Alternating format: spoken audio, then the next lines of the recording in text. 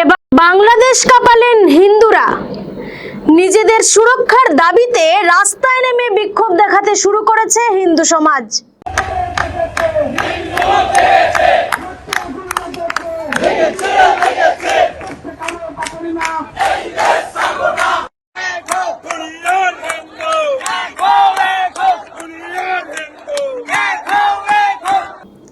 তারা বাংলাদেশে হিন্দুদের উপর আক্রমণ এবং অত্যাচার বন্ধ করার স্লোগান তুলেন। আজকের এই বিক্ষোভ মিছিলে হাজারেরও অধিক সংগঠনের ব্যানারে হিন্দুরা রাস্তায় নেমে আসেন।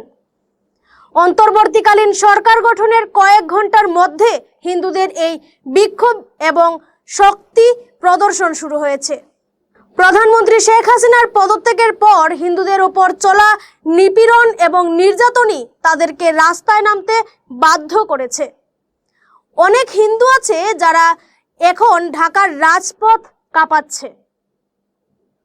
হিন্দুদের এই বিক্ষোভ বাংলাদেশের অন্তর্বর্তী সরকারের উদ্বেগের কারণ হয়ে দাঁড়াতে পারে।